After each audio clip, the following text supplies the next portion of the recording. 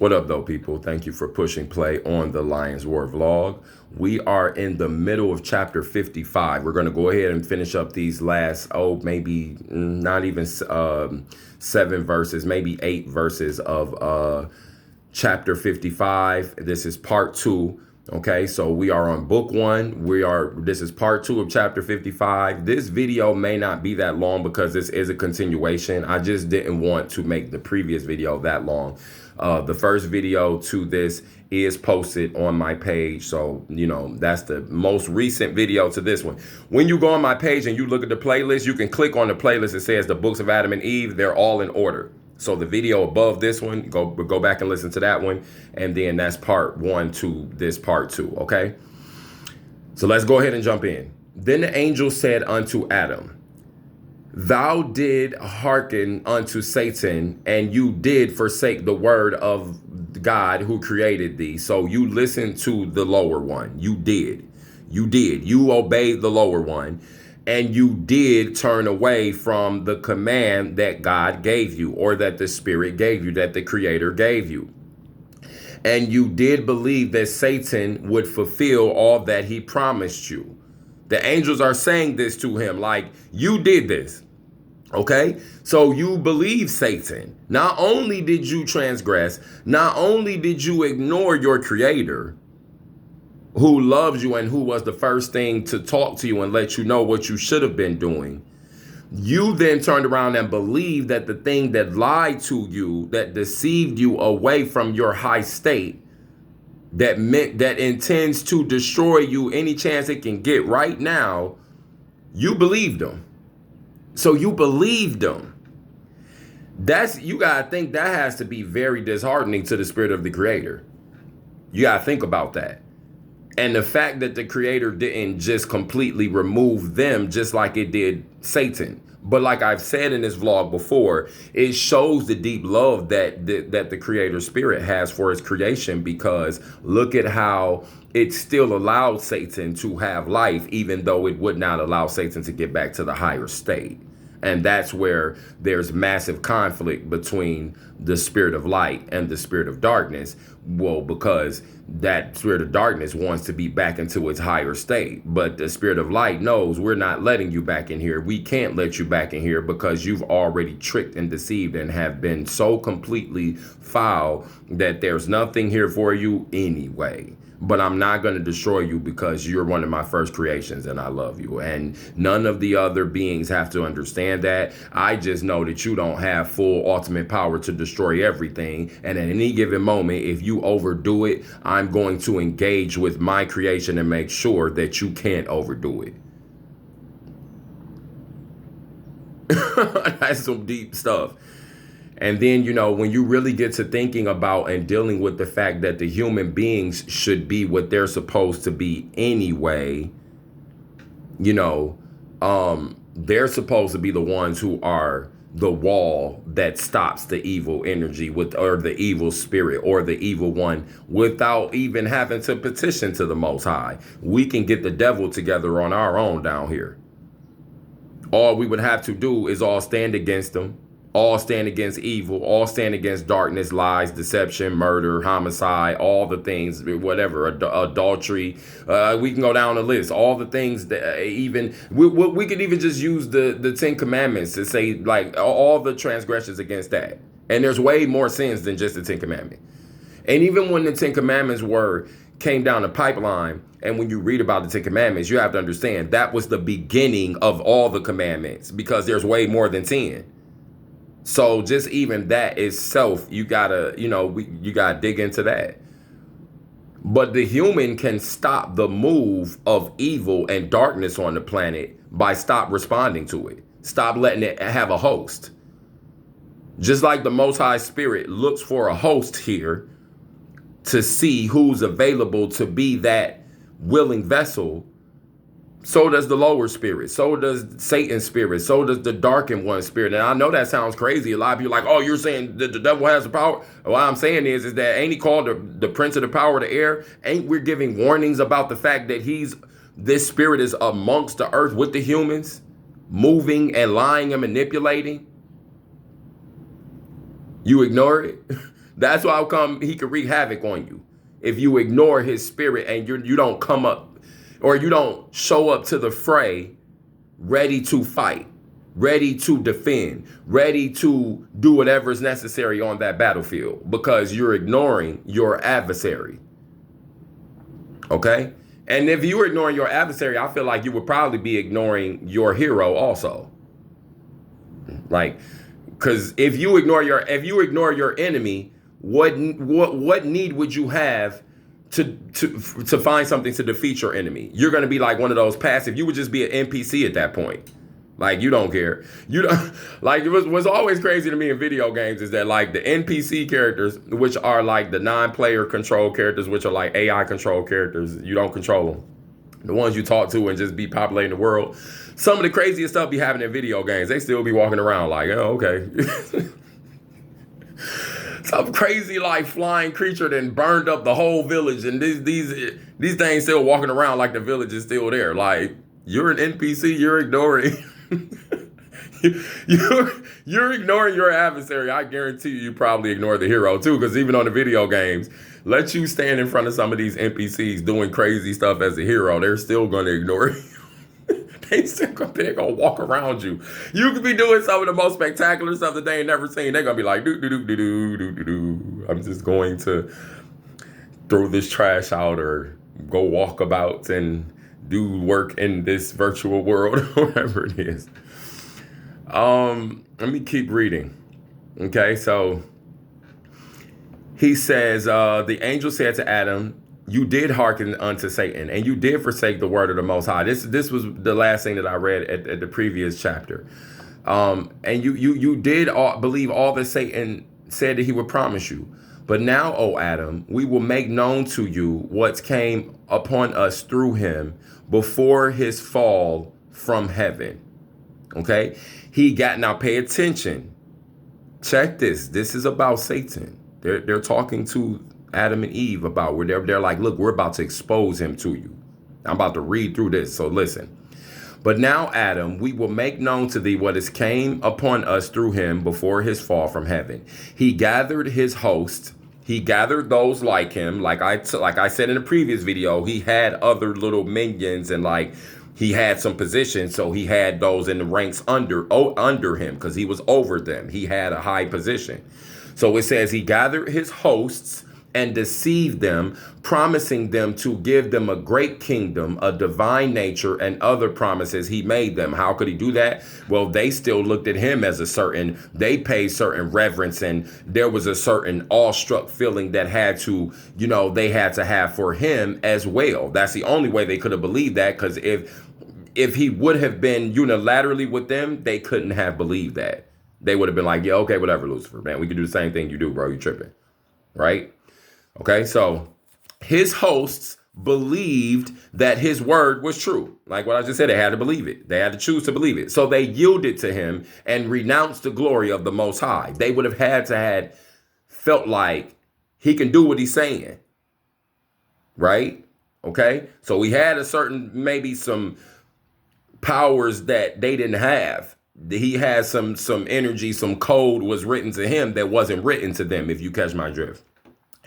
He then sent for us according to the orders in which we were to come under his command, according to the orders in which we were to come under his command. Now, right there, he has command, like what we just said, what I just said. So there's certain energy, there's a certain frequency that he can tap into that they obey. Okay, so he says, under his command, and hearken to his vain promise, but we would not, and we took not his advice. Okay, so they chose to ignore Satan. The humans didn't even do that, right? Then after he had fought with the Most High and had dealt forwardly with him, he gathered together his hosts and made war with us. And if it not had been for God's strength or Yahweh's strength or the Most High strength that was in us, the strength of the Spirit, the strength of light, the Spirit of light, we could not have prevailed against him to hurl him from heaven or hurl him from the high place. Understand, heaven also means high place. So again, just like I said before, we could be dealing with layers. We could be dealing with the physical place or even the spiritual place. So they're like, we had to hurl him from this high place. So right there, I believe that's spiritual warfare. That's something that didn't happen necessarily in a physical plane necessarily, like what we know is physical, like the earth. Okay. But when he even if it was amongst the earth, it was in it had to be in a different state. But that's just neither here nor there because we don't know. So I'm not gonna speculate and go too far down that. I want to hurry up and finish. But when he fell from amongst us, there was great joy in heaven. This is Lucifer that fell from amongst us, from the higher beings. There was great joy because of his going down from us. So that sounds literal right there. That's like he was literally here and then he moved. Okay, so again, layer, because we're still dealing with the state of being, like the root of the state of being, whatever their beinghood was, we still got good and bad being reflected, positive, negative being reflected. Okay. All right. Hero, villain being reflected. If you catch my drift, you understand. So, they cheered and there was great joy because of his going down from us. For had he continued in heaven, nothing, not even one angel would have remained in it. Now that's very deep. So that means that Lucifer had a little bit more power than what we really truly understand. Because they're saying if he would have been allowed to continue, well, let's just say this, because of those minions that he was able to trick, they had some numbers and he had some power, and eventually they may have really taken, like, that just goes to show you the lower energy operates on a different vibration than the higher, because it was about destruction. Even the higher, that makes me wonder, would the higher energy even fight back really hard, or would it just deviate from the fight at a certain point and just say, hey, we can't, enough is enough. We're going to have to move up here because we have to preserve ourselves. Because if we don't preserve ourselves, that's all of creation. And we cannot let that evil, lower, darker, whatever, Lucifer, Satan, devil, sin, however you want to say it, we can't let those offenses grow here. All right. So we're just going to have to move, or we're going to have to move that spirit away from us. You see, cast down. Okay. But the Most High in his mercy, there's only a few more verses, then we done. The Most High in his mercy drove him from amongst us to this dark earth, the lower state, for he had become darkness itself and a worker of unrighteousness. Interesting. See, he removed him. And he has continued, O Adam, or first man, to make war against you until he has beguiled you, until he has beguiled thee, beguiled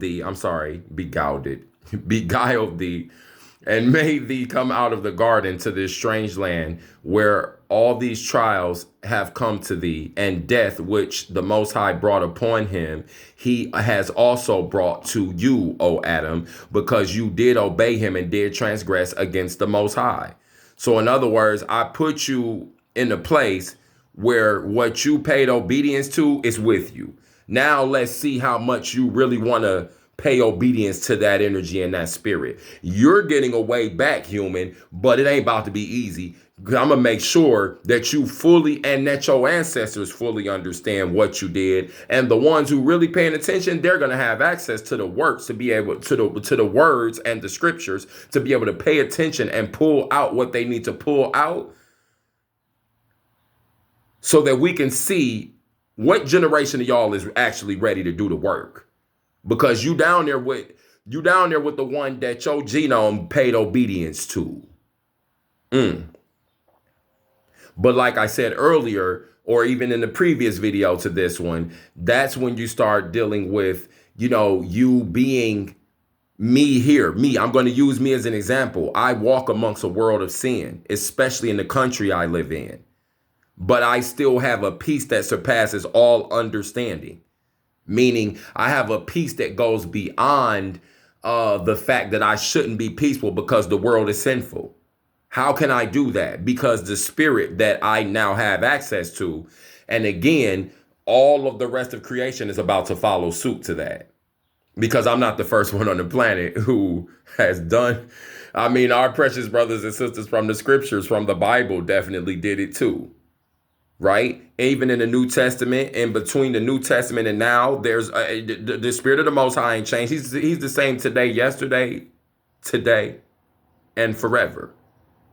So the Spirit's always moving, shifting, doing what it needs to be doing down here, rebalancing, repurposing, fixing. And I believe it waits for certain generations. And when there's certain groups or even an individual or a few individuals within certain generations that spike spiritually so much to the point where they say, we got one. Hey, let's make a major move now because this one really paying attention. Yahshua really followed out his path and really was obedient. And yeah, he was the reflection of God in the flesh, but he still had to walk out his path as a human. He still could have chose to be on some sinful stuff because he was a human. He was privy to the same things and the same way that a human get tempted. But he never transgressed. He never trespassed.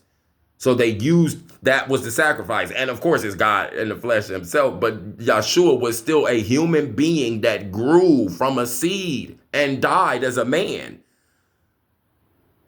So that even right there is just very deep. So we see all these people. We could go down the list. Even after the Bible, we could start mentioning names of people who have shown us that they have that spirit in them and they have been used, and you cannot deny it unless you just want to be ignorant. And there are those ignorant people out here. Okay, so different states of being. Okay, so then the angels, this is the final verse, then the angels rejoiced and praised God, praised the Most High, and asked him not to destroy Adam this time. Don't destroy the first man this time. For his having this time. Now that's very interesting. Had they been destroyed before? Don't destroy Adam this time. Or maybe they're just saying, look, don't destroy him. Just let's let him get a chance. Okay? For his having sought to enter the garden, but to bear with him until the fulfillment of the promise, and to help him in this world until he was free from Satan's hand. And that's what they requested to the Most High for the humans. Like, yeah, don't destroy them. Let's get them some help, and let's try, because they even had a certain affection for the humans, which lets you know that they're part of the higher one spirit, because I believe the higher one spirit has the ultimate affection for all of its creation, even including the humans. That's how come he didn't destroy Lucifer, Satan, the devil. So you got to see, if he didn't completely cast the humans fully away from the light like he did with Lucifer and the ones who chose to separate themselves from it, then the Most High Spirit definitely loves the humans and definitely cared about what the humans had going on, so that those higher beings, the angels, if they're aligned properly, they're going to be what their creator is on, what their spirit is on, what leads them. That's what they're going to follow to a T, and they're not going to deviate. So much to the point to where a few chapters ago, the one cherub was ready to kill Adam and Eve, because it's like, man, I'm about to take them out because they ain't supposed to be up here. And again, that's I said in that video, like, that lets you know right there, these angels, these higher beings, they got some power. They do. They do. They don't have more power than the Most High, but we just read where if Lucifer, the lower one, the evil one, the darkened one, had been allowed to continue on what he was doing in the high places, excuse me if you hear that siren, if he had been allowed to continue doing what he was doing in the high places, it said there would have been no angels left. That's very interesting. Again, so that lets us know that there's some definite different movement to what we understand as human beings. Even when you deal with at the top of this chapter, it says that he could hear the angels moving around, but he could not. It says he could hear them fluttering about, moving about, but he couldn't see them. It's just very powerful. So it's literally talking about two different states, because if he was able to see them, that would have been in more of a spiritually heightened state. So that lets you know right there, even the original beinghood that they were, it was dealing more with their spirit than it was their physical. Even if there was something that was encapsulating their literal physical beinghood as it first came into existence and it changed, regardless, it's still that part of the beinghood was definitely more spiritual, because it would have had to depend on the spiritual more than the physical. Does that make sense? All right. I think that's it. I don't have any more commentary. I think the spirit is saying, yo, just go ahead and end this here. I hope y'all was able to follow that chapter. That chapter, I feel like we should have been able to do a little bit more digging, but this is a read and response vlog. So I'm not really breaking the concepts down and really digging deeper. Although that would be fun to do, but I have to be obedient for what I got told to do. And I got told to read all this stuff and commentate and respond and learn as y'all learn and we learn together. That's it. Y'all be blessed. Deuces. Thank you for coming back. Oh, hit that subscription button. Hit the notification bell. Help me grow. I don't know what I was about to say. I was about to say handle your business, but help me grow. All right, dudes. Peace.